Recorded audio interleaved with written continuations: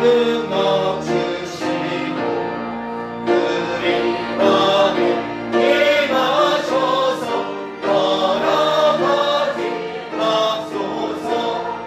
주께 영광 항상 보여 천사처럼 섬기며 주의 사랑 영영토록 찬송하게 하소서.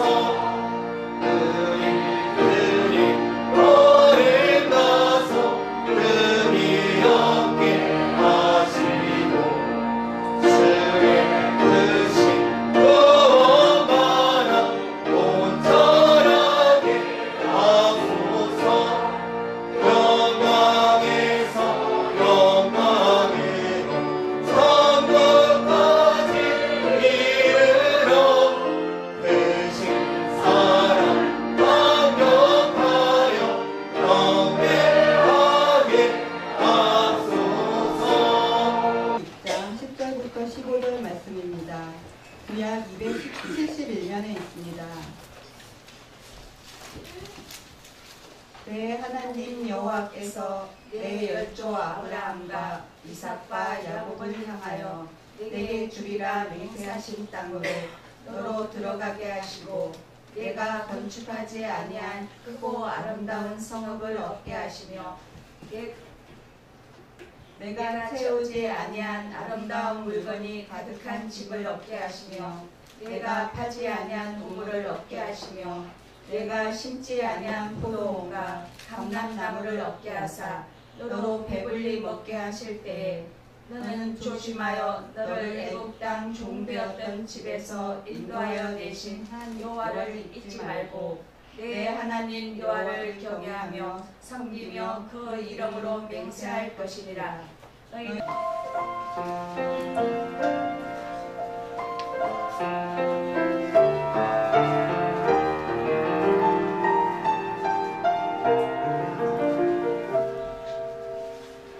믿음으로 갑니다. 이해할 수 없을 때라도 순종하며 갑니다. 내가 바라던 길을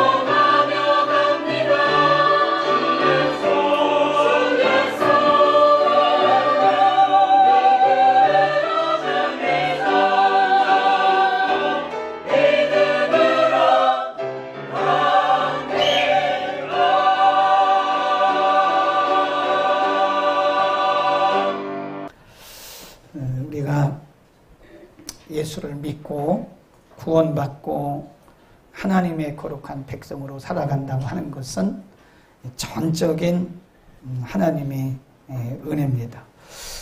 하나님의 특권이기도, 하나님께서 우리에게 주신 특권이기도 하고 하나님의 복이기도 합니다. 우리가 예수를 믿고 싶다고 해서 예수 못 믿습니다. 요즘에 어떤 분 만났는데 자기는 정말 성경을 믿고 싶고요, 하나님을 믿고 싶은데 안 믿어진대잖아요. 우리가 예수를 믿고 하나님의 자녀로 살아가는 것이 내가 예수를 믿고 싶다고 해서 믿은 것도 아니고 또 내가 하나님의 자녀가 되고 싶다고 해서 된 것도 아닙니다. 이것은 전적으로 하나님께서 우리에게 주신, 우리가 수고해서 얻은 것도 아니고 우리의 공로로 주어진 것도 아니고 우리의 노력으로 된 것도 아니고, 그러니까 하나님께서 우리에게 전적인 은혜로 주신 것이다. 그래서 옛날 우리의 믿음의 선조들은 이거를 솔라 그라시아 그래요. 오직 하나님의 은혜다. 솔라란 말은 오직 그 말이죠. 오직 하나님의 은혜다. 전적인 하나님의 은혜다. 그래서 그 하나님의 은혜를 우리가 많이 알고 느끼고 누리는 사람을 좀 영적인 사람이라 그러고, 하나님의 은혜 속에 살고 있으면서도 그것이 하나님의 은혜인 줄 모르고 하나님이 우리에게 주신 은혜를 누릴 줄 모르는 사람을 좀 육적인 사람이라 그렇게 얘기를 해요. 근데 우리가 신앙생활이라는 게 이게 하루 이틀 하고 마는 게 아닙니다. 예를 들어 우리가 한 달 동안만 신앙생활하고 하나님 나라 간다고 그런다면 우리는 뭐 새벽부터 밤 12시까지 한 달만 열심히 하면 돼요. 6개월만 한다고 그런다면 6개월 동안만 열심히 하면 됩니다. 근데 이게 신앙생활이라고 하는 게 평생 해야 되는 거기 때문에 이 중심을 잘 잡아야 돼요. 사도 바울은 신앙생활을 운동 경기, 마라톤으로 비유를 했거든요. 이게 마라톤 경기장에 보면 많은 사람들이 아주 뭐 좋은 유니폼을 입고 아주 폼을 잡고 뭐 그럽니다. 근데 42.19km잖아요. 그 골인점까지 다 가는 사람은 많지가 않아요. 1000명이 출발을 했다. 출발점에서 딱 해가지고 1000명이 출발했는데 42.19km에 딱 목적지에 도달하는 사람은 그렇게 많지가 않습니다. 근데 중간에 거의 도태되는 걸 이렇게 다 포기하는 거예요. 너무 힘드니까 포기하는 겁니다. 이 신앙생활은 그렇게 하면 안 된다는 거죠. 어떤 때는 열심히 하다가 어떤 때는 저 나락으로 떨어져 있고 어떤 때는 나락으로 떨어져 있다가 이만큼 올라와 있다가 들쭉날쭉 이런 것보다는 신앙생활은 중심을 잘 잡아야 됩니다. 그래서 아무리 생각하고 아무리 말을 해도 누가 믿음의 승자냐? 끝까지 가는 자가 승자예요. 아멘. 끝까지 가는 자입니다. 그래 우리의 생명이 다하는 그날까지 끝까지 이기는 자가 이기는 자고 끝까지 간 사람이 승자예요. 그러니까 지금 우리가 신앙생활을 그냥 팍 이렇게 무슨 가랑잎에 불 붙듯이 확 붙었다가 어느 날 확 식어지고 이런 것보다는 그 믿음의 중심을 잘 잡고 가는 거예요. 비행기를 꽤 많이 타봤는데요. 제가 전에도 한번 얘기를 했는데 저는 전번에 대만을 가는데 이 비행기가 큰 비행기가 아니에요. 그런데 이게 뜨는 거를 뭐라 그러죠? 이륙, 테이크업 한다 그래요. 이륙을 하는데 거의 모르겠어요. 이륙을 했는지 안 했는지. 그리고 2시간 반 정도 가서 이제 대만 그 공항에 이렇게 착륙을 하는데 랜딩 한다고 그러잖아요. 근데 모르겠어요. 랜딩을 한 건지 안 한 건지 비행기가 얼마나 사뿐하게 왔는지. 제가 30년 이상 비행기를 탔는데 그런 비행기는 처음 타봤어요. 근데 어떤 비행기를 타면요. 이게 테이크업을 할 때 막 다다다다다닥 그럽니다. 랜딩할 때도 덜덜덜덜덜 이래요.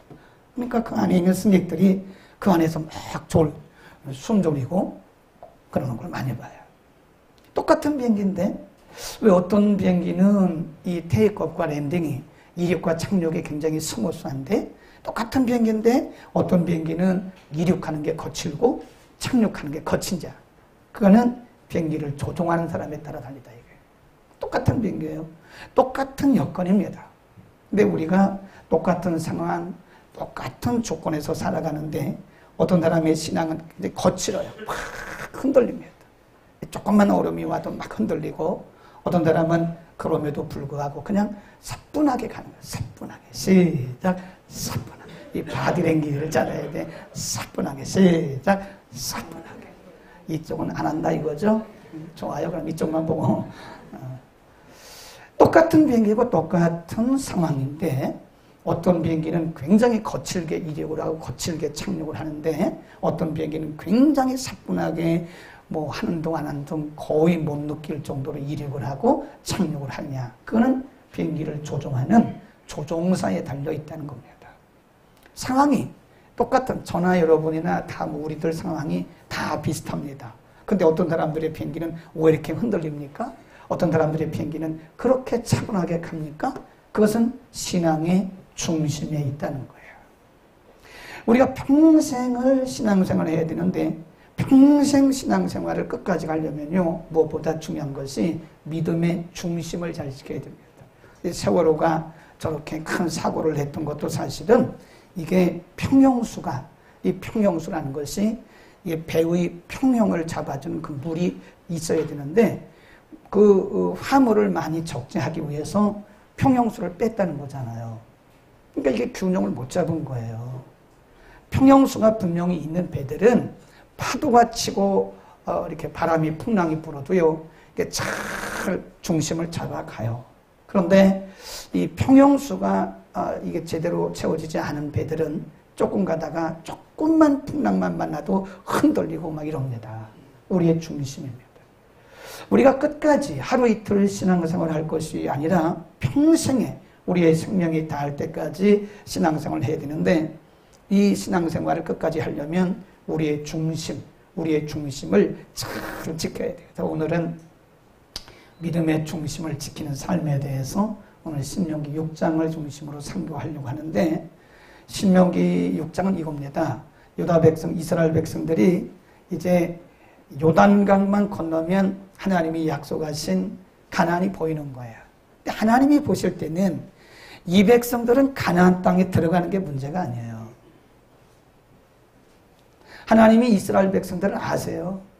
애굽에서 끌어서 광야를 지나오고 모압 땅까지 오는 동안에 그들이 어떤 모습을 보이는지 아시기 때문에 하나님이 모세를 통해서 모압 땅에서 이제 약속의 땅이 바라다 보이는 하나님이 그렇게도 약속하셨던 약속의 땅이 가다 보이는 모압 땅에서 지금 이스라엘 백성들에게 지금 주신 말씀이에요. 그러니까 이스라엘 백성들이 가나안 땅에 들어가는 게 문제가 아니라 가나안 땅에 들어가서 어떻게 하느냐에 따라서 그 땅에서 오래 살 수도 있고 아니면 거기서 망할 수도 있다는 거예요. 하나님이 이렇게 말씀하셨어요. 자, 6장으로 갑니다.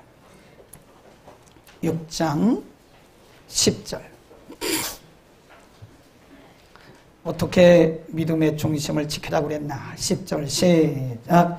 내 하나님 여호와께서 내 열조 아브라함과 이삭과 야곱을 향하여 내게 주리라 맹세하신 땅으로 너로 들어가게 하시고 내가 건축하지 않은 크고 아름다운 성읍을 얻게 하시며 내가 채우지 아니한 아름다운 물건이 가득한 얻게 하시며 내가 파지 아니한 우물을 얻게 하시며 내가 심지 아니한 포도원과 감람나무를 얻게 하사 너로 배불리 먹게 하실 때 가나안 땅에 들어가서 너희들이 생각하지도 못했던 그런 은혜, 가나안 땅에서 하나님이 예비하신 젖과 꿀이른 그 풍성한 것들을 너희가 누릴 때 가정입니다. 그 뒤에 보세요. 12절 시작. 너는 조심하여 너를 애굽 땅 종되었던 인도하여 내신 여호와를 어찌하고 잊지 말고. 하나님이 지금 모세를 통해서 경계하신 것이 뭐냐? 하나님을 잊지 않도록 해라. 내가 너희에게 말하는데 너희가 그 땅에 들어가면 내가 약속한 가나안 땅에 들어가면 너희는 거기서 이전에 알지도 못했던 그런 것들을 먹고 마시고 누리게 될 것이다. 이전에 생각도 못했던 그런 풍성한 은혜를 너희는 가나안 땅에서 얻고 누리게 될 것이다. 그러나 내가 너희에게 경계하는데 너희는 절대로 그때 너희가 모든 것을 먹고 마시고 누리고 풍성한 은혜에 젖어 살 때 내가 너희를 경계하는데 그때 하나님의 은혜를 잊지 마라. 하나님의 은혜를 잊지 마라. 하나님이 분명히 말씀하셨어요. 하나님의 은혜라는 것을 너희는 깊이 생각하라. 그랬어요. 그런데 우리가 한번 또 8장도 보세요. 8장에도 똑같은 말씀을, 너무 중요한 말씀은 반복을 하십니다. 8장 11절 중요한 말씀 반복하세요. 시작. 내가 오늘날 내게 명하는 여호와의 명령과 법도와 규례를 지키지 아니하고 내 하나님 여호와를 잊어버리게 되지 않도록 삼가라. 바로 그때 같은 말씀이요. 지금 연결되는 겁니다. 내가 너희에게 허락한 가나안 땅에 들어가서 너희가 풍성한 은혜를 누리고 살 때에 하나님의 말씀, 내가 너희에게 시내산에서 그리고 이 모압 땅에서 내가 너희에게 강조해서 주었던 이 말씀을 잊지 않도록 너희는 조심해라. 그 다음에 13절 12절부터 시작. 내가 먹어서 배불리고 아름다운 집을 짓고 공하게 되며 내 우양이 번성하며 내 은금이 증식되며 내 소유가 풍부하게 될 때 두렵건대 내 마음이 교만하여 내 하나님 여호와를 뭐 한다고요? 잊어버린다. 하나님이 계속 경계하는 것이 뭐냐? 너희가 나를 잊어버릴 가능성이 크다 이거예요. 뭐 할 때? 풍성하게 될 때. 하나님의 말씀도 잊어버리고 하나님의 은혜도 잊어버리고 하나님도 잊어버릴 가능성이 크기 때문에 하나님이 지금 계속 반복해서 이들에게 가르치는 거예요. 그런데 참 안타깝게도 이스라엘 백성들은 하나님의 경고를 다 무시했어요. 가나안에 들어가자마자 이들은 하나님 싹 잊어버렸습니다. 하나님 말씀 다 잊어버렸어요. 거기 있는 우상을 숭배하지 말라 그랬거든요. 다음 주에 공부하겠지만 하나님 말씀하시기를 너희가 가나안 땅에 들어가면 가나안에 있는 여인들을 며느리로 데려오지 마라. 가나안에 있는 사람과 결혼하지 마라. 연합하지도 마라. 그들의 풍습도 본받지 마라.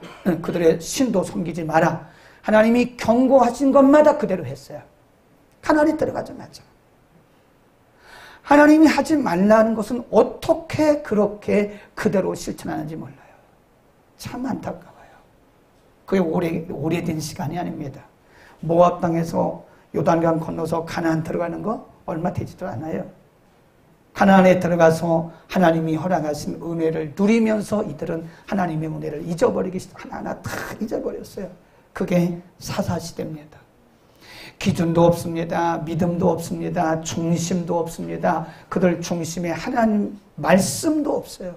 하나님 아예 싹 잊어버렸어요. 그들의 뇌 속에서 하나님이 다 삭제돼 버렸어요. 없어요.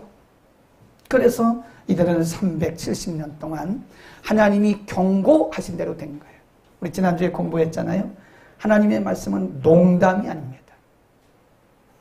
하나님의 말씀은 절대 농담이 아니에요. 하나님 말씀 그대로, 하나님은 그대로 실시를 하시는 분이에요.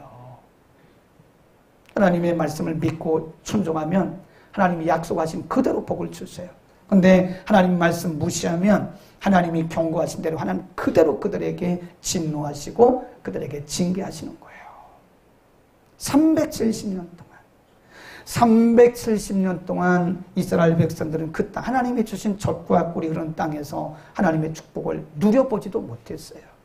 그 축복을 누려보지도 못하고 거기서 370년 동안 당했다고 하는 것입니다.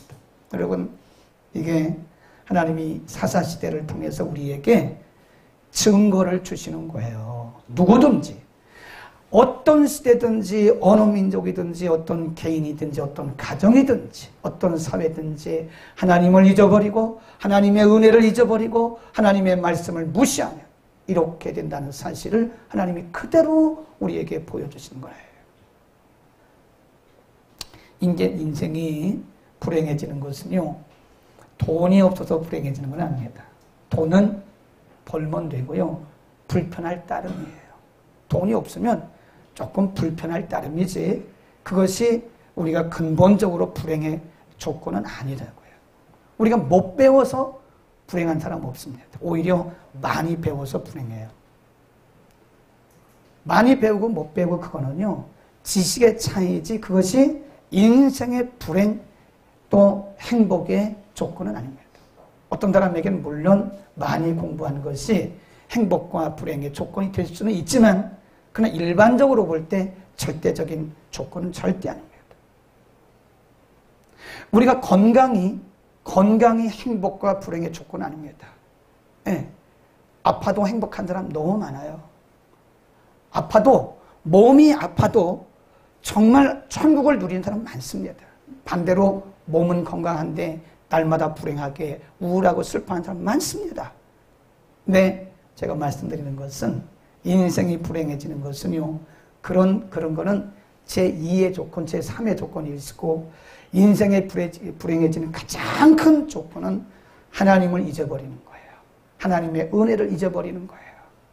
우리 크리스찬들이 이렇게 보면은요, 불행하게 되어지는 요소를 갖고 살아가요. 하나님의 은혜를 잊으면 안 되거든요. 아멘.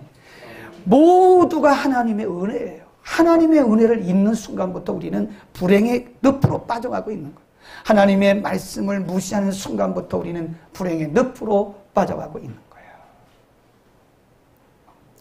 솔로몬이, 성경에 보면 솔로몬이 전무후무한 지혜의 축복을 받은 사람입니다. 솔로몬만큼 지혜롭고 솔로몬만큼 하나님에게 큰 복을 받은 사람이 드물어요. 그래서 성경에 전무후무하다 그래요. 그런데 솔로몬은 말년에 가서요, 부인을 잘못 만났어요. 잘못 만난 것도 있지만 본인이 선택을 잘못했어요.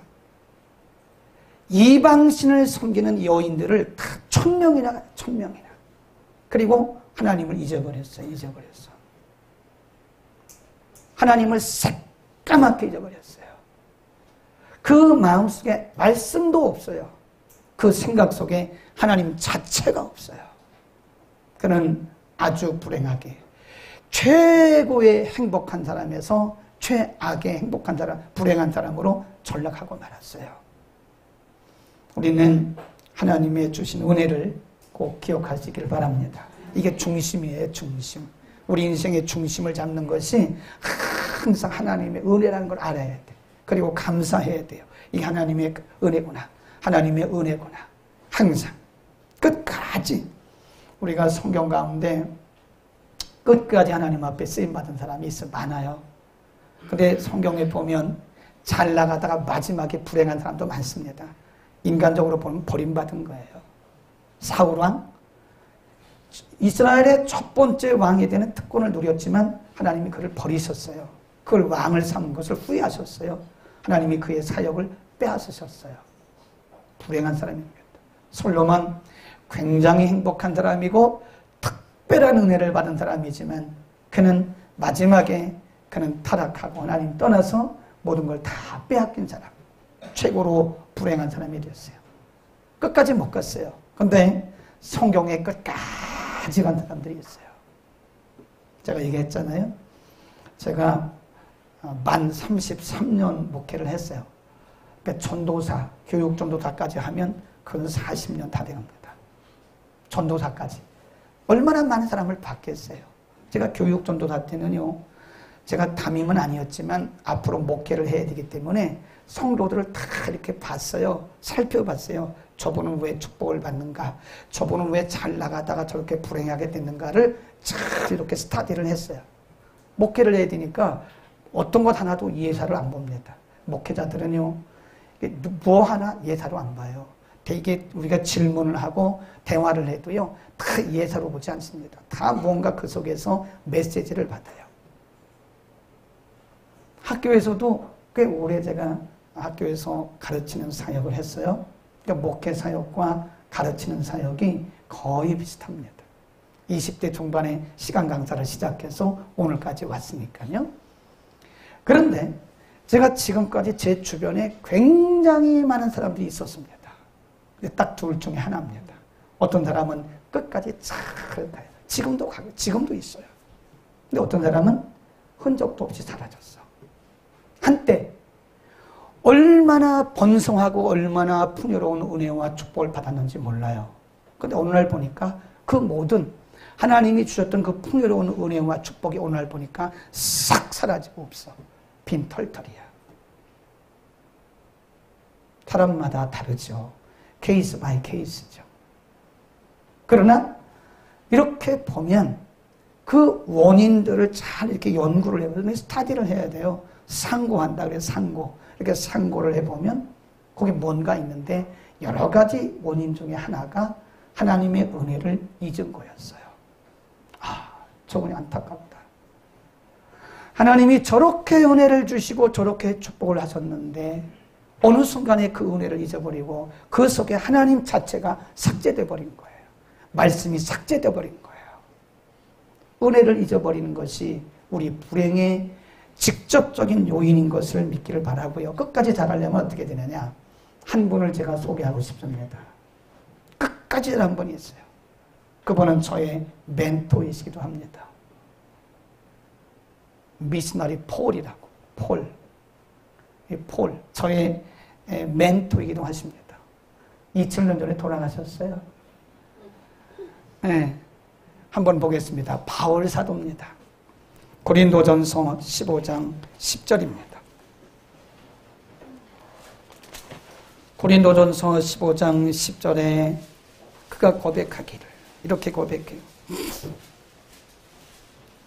282면입니다. 그러나 시작. 그러나 나의 나린 것은 하나님의 은혜로 된 것이니 내게 주신 그의 은혜가 헛되지 아니하여 내가 모든 사도보다 더 많이 수고하였으나 내가 아니요 오직 나와 함께 하신 하나님의 은혜다. 그 저의 멘토이신 이 바울이 말씀하기를 나의 나된 것은 하나님의 은혜예요.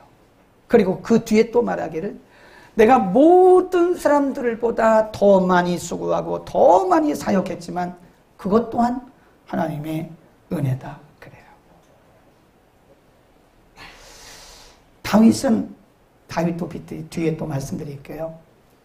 사도 바울이 끝까지 하나님의 손에 붙들려서 그가 나중에 디모데에게 편지를 두 번째 보내면서 뭐라고 그러냐면 나의 달려갈 길을 탁 하고 나의 믿음을 지켰으니 이제 후로는 나를 위하여 예비하신 면류관을 기대한다 그래요. 나의 갈 길을 탁 하고 내 믿음을 지켰다. 이게 쉬운 게 아닙니다. 이 쉬운 게 아니에요. 우리 중심 잘 잡읍시다. 모든 게 다 하나님의 은혜예요. 하나님의 은혜를 아는 그 마음만 있으면 그 믿음만 있으면 우리의 중심 잡아지는 거예요.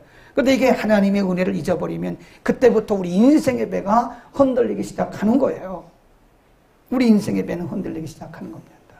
하나도 은혜요, 둘도 은혜요. 내가 잘 되는 것도 은혜요, 내가 안 되는 것도 은혜요. 내가 삶 자체가 다 그분의 은혜다. 하나님이 우리의 기억 속에 항상 우리의 마음 속에 있기를 축원합니다.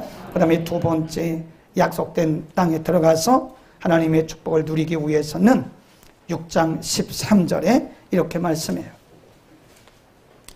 6장 13절 시작. 내 하나님 여호와를 경외하며 섬기며 그 이름으로 맹세할 것이니라. 네 하나님 여호와를 경외하라. 이 경외란 말은요 굉장히 중요한 단어예요. 예배, 찬송, 경외 같은 어원입니다.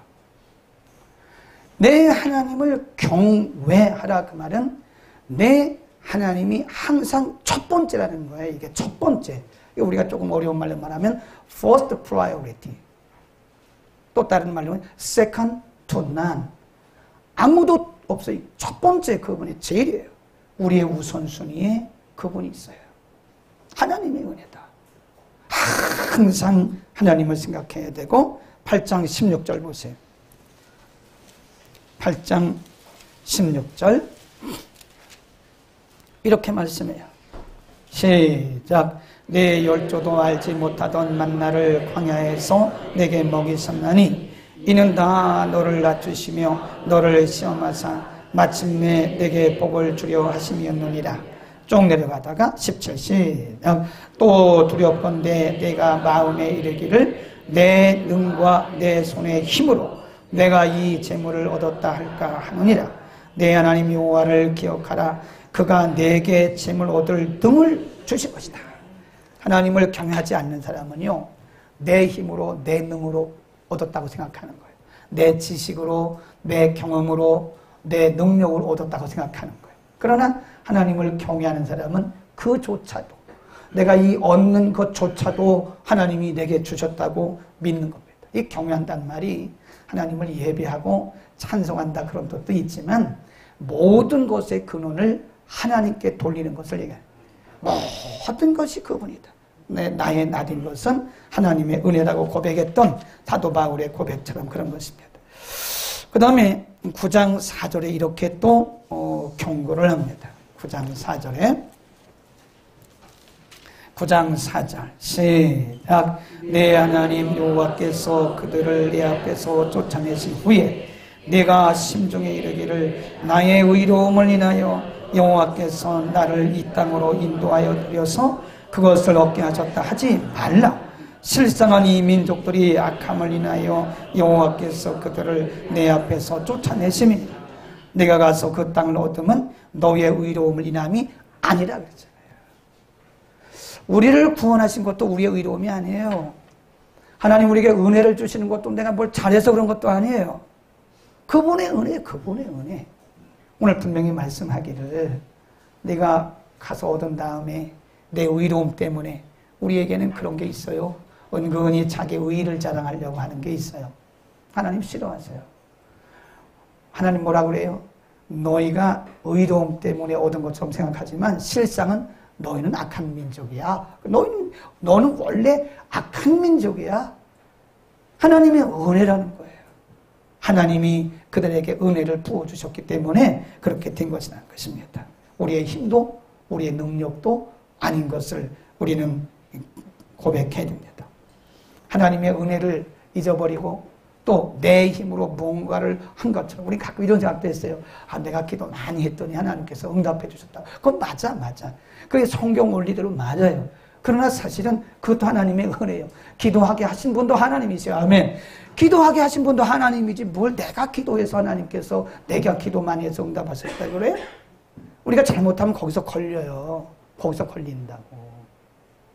사울이 하나님이 싫어하신 일만 골라서 하더라고. 사울왕은 딱 한 번 사울의 생애 가운데 딱 한 번 하나님이 기뻐하셨던 적이 있어요. 그때 단을 쌌어요. 그랬더니 사울이 기념비를 세웠어요. 기념비를 세운 거는요, 하나님의 영광 위해서 그런 게 아니에요. 자기 과시입니다. 자기 과시. 하나님이 하신 건데 하나님께 단을 쌌으면 됐지. 뭘 거기다가 킹 소울 이겼다 뭐 이런 거 써놓고 말이지. 하나님이 하신 건데. 우리가 역대상 21장에 가보면요, 이 다윗이 그의 인생 가운데 딱 2번 실수를 했어요. 한 번은 우리아의 아내 바세바를 자기 아내 삼은 거고요. 또 한 번은 마지막에 가서 다윗이 인구조사를 했어요. 우리 주일 저녁에 공부했잖아요. 인구조사는 하나님이 모세에게 명령해서 모세가 1차 인구조사, 2차 인구조사 했어요. 그건 하나님 명령해서 한 거예요. 근데 다윗은 잘 나가다가 이게 어쩐 일인지 다윗이 이상한 생각을 했어요. 그 인구조사를 했어요. 하나님의 종이 와서 말했어요. 왕이시여, 폐하. 그 인구조사하는 거는 하나님 기뻐하지 않으십니다. 은혜가 떨어지면 사람이 화를 냅니다. 뭔 소리야, 하라면 하라고! 그래, 왕이 워낙 명령을 내리니까 인구조사를 했어요. 하나님이 성경에 뭐라고 했냐면 이를 괘씸히 여겼다 그랬어요. 인구조사한 게 뭘 잘못됐는데 하나님이 인구조사하게 한 다윗을 괘씸히 여겼어요? 이사야서 39장에 가보면 히스기야도 실수했어요. 히스기야가 병에 걸렸다가 낫잖아요. 그러니까 주변에 있는 왕들이 외교적 이해를 갖추기 위해서 예물을 가지고 이제 보냈어요. 부르닥 발라단 막 이런 친구들이 이제 왔어요. 그러니까 그때 히스기야가 잠깐 정신이 나갔나 봐요. 그 굳고 내탄고란 말은 오늘 말하면 1급 비밀이 있는 아무나 보여주면 안 되거든요. 뭐 굳고 내탄고 이런 데를 다 그들에게 보여주셨어요. 그때 하나님이 이사야를 통해서 히스기야 왕을 책망하십니다. 내가 뭘 했냐? 하나님 제가 이게 다 보여줬는데요. 이로 인해서 내가 그들에게 잡혀갈 것이다. 잘 생각해 보세요. 다윗이 인구조사한 게 뭘 잘못인가요? 그런데 하나님이 보실 때 하나님이 인구조사한 다윗을 괘씸하게 여긴 것은 하나님의 은혜로 여기지 않고 자기를 과시한 거예요. 자기를 드러내기 위한 거예요. 하나님 제일 싫어하는 게 이겁니다. 하나님의 은혜인데 하나님의 은혜라고 말하지 않고 자기를 드러내는 거예요. 자기를. 하나님이 제일 싫어하는 게 그거예요. 헤롯 왕은 그렇게 하다가 벌레 먹어 죽었잖아요. 하나님이 히스기야를 참 사랑하시고 히스기야를 기뻐하셨는데 히스기야를 마지막에 하나님께서 그래도 나중에 회개했을 때 하나님 용서해 주긴 했어요. 하나님께서 참 히스기야를 보고 안타까워했던 게 히스기야가 자기를 과시하려고 다 보여준 거예요. 다른 나라 그 외교 사절단에게 다 보여줘. 자랑한 거예요. 자랑. 인간에게는 다 그런 마음이 있어요. 그게 위험합니다. 하나님은 그거를 우리의 영적 교만으로 여기는 거예요. 하나님이 하신 건데 우리는 내가 한 것처럼 내가 그럽니다. 저도 이런 얘기하니까 조금 죄송하네. 갖다 버려야 되겠네. 제가 지난주 금요일 날 몽골 울란바토르 시에서 그 공로패 하나 받았어요. 공로패. 갖다 버려야 되겠다. 집사님 삭제하세요. 사진. 내가 몇 분에게만 보내드렸는데 다 삭제해 주세요. 잘못하면 하나님 싫어하실 것 같아요. 나는 별로 그거 공로패 받으려고 한 것도 아니고 그저 뭐 몽골에서 선교사님들이 오고 몽골 뭐 필요하다고 그래서 조금 도와줬는데 몽골의 울란바토르 시의 어떤 구에서 거기는 구청이 뭐 2개밖에 없대잖아요. 근데 거기서 그 몽골에서 나는 돌판에다가요 공로패 그래가지고 의리의리하게 해서 갖고 왔어요. 갖다 깨뜨려 버려야 돼. 지금 내가 설교하다 생각하니까 내가 그런 모습이네. 그 내가 한 것도 아닌데 내가 그 표창패 받고 공로패 받은 게 그 죄스럽네요. 그거 깨뜨려 버려야 되겠다. 우리는 은근히 사람들에게 이렇게 드러나기를 좋아하고 사람들에게 칭찬받기를 좋아하는 거예요. 심지어는 나를 알아주지 않을 때 상처받기도 하더라고요. 근데 가만히 생각해 보면 상처받을 이유도 없고 또 시험 들을 이유도 없더라고요. 그건 내가 한 게 아니잖아요. 이렇게 인사합시다. 알고 보니까 그러네요. 이렇게 인사합시다. 알고 보니까 그러네. 내가 한 게 아닌데 괜히 내가 한 것처럼 기분 나쁘고 안 알아준다고 말이지. 그랬네. 당연히 그 했던 거 주님이 주신 힘으로 한 건데. 우리 끝까지 잘 갑시다. 아멘. 끝까지 잘 갑시다. 끝까지. 어떤 분이 석 달 전에 감리교 목사님인데 70에 은퇴를 하셨어요. 근데 원래는 호적이 잘못돼서 2년을 더 하셨다고. 그런 얘기는 안 해도 되는데 호적이 잘못해서 2년 더 했다고 그러더라고요. 근데 호적대로 70에 은퇴를 하셨어요. 근데 은퇴식을 하는데 눈물로 감사했대요. 뭘 감사했나?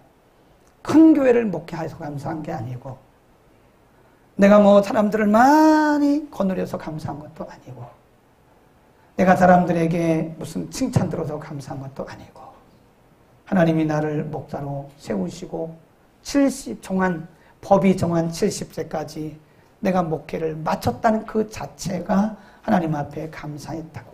그 눈물로 감사했다 그럽니다. 믿음의 중심 잘 잡읍시다.